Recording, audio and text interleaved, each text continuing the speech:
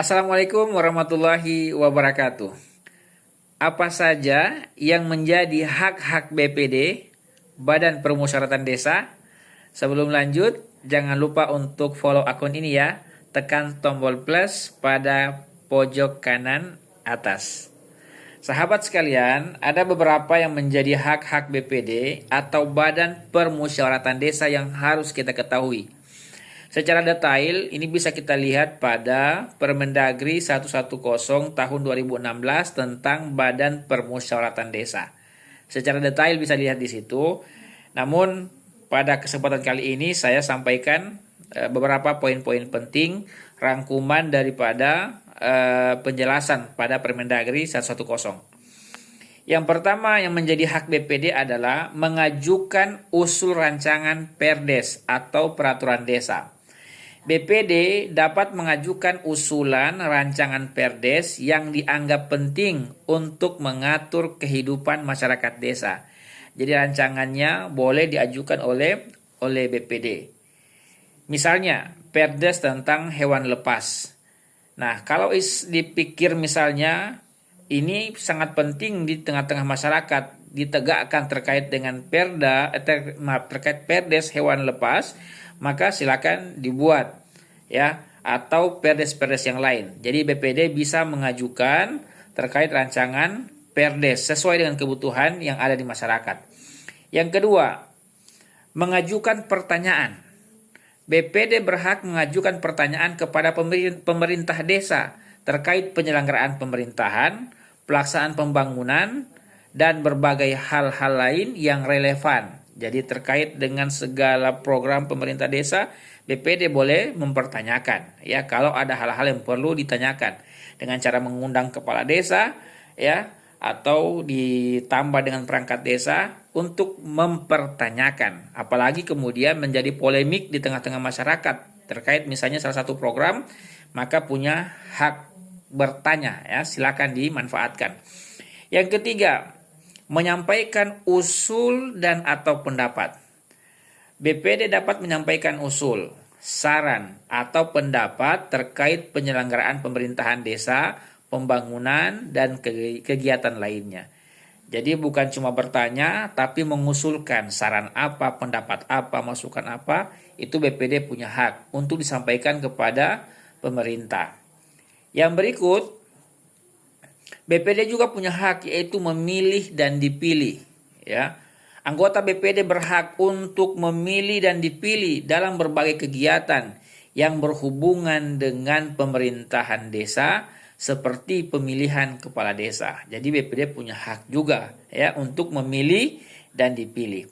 Yang berikut ya, mendapatkan tunjangan dari APBDes. Ya, ini yang sering dipertanyakan ya. Jadi BPD punya hak dari APBDes berupa tunjangan. BPD berhak menerima tunjangan dari APBDes sebagai bentuk penghargaan atas tugas dan fungsinya dalam menjalankan pemerintahan desa. Jadi kepala desa juga ya harus memikirkan bagaimana BPD punya tunjangan. Apalagi APBDes-nya besar ya, apalagi ada PADes, pendapatan asli desa. Maka dipertimbangkan juga ya, dimasukkan juga terkait dengan tunjangan BPD. Apa boleh buat kalau seandainya tidak ada pendapatan asli desa? Ya, tidak ada pendapatan asli desa, maka tunjangannya ini biasanya diatur dalam Perda atau Perbub menjadi kewajiban pemerintah daerah. Dalam hal ini menggunakan APBD.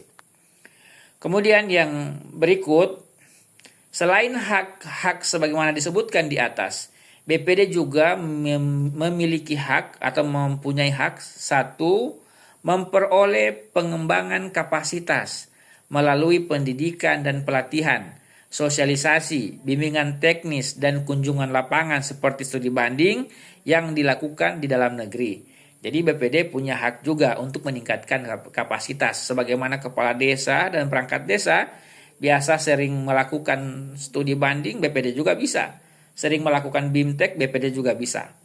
Yang berikut yang kedua ya, penghargaan dari pemerintah daerah provinsi, kabupaten kota ya, bagi pimpinan dan anggota BPD yang memiliki prestasi.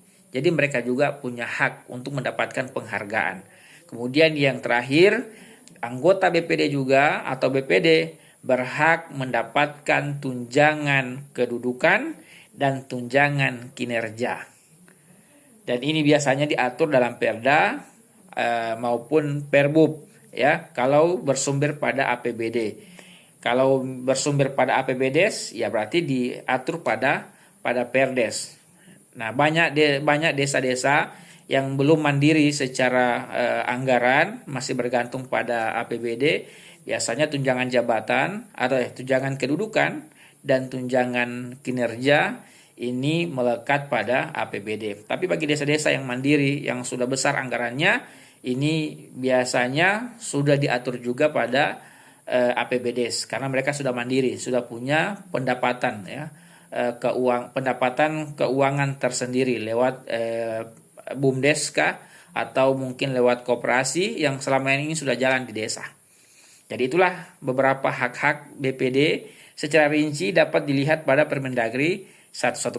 Semoga bermanfaat. Assalamualaikum warahmatullahi wabarakatuh.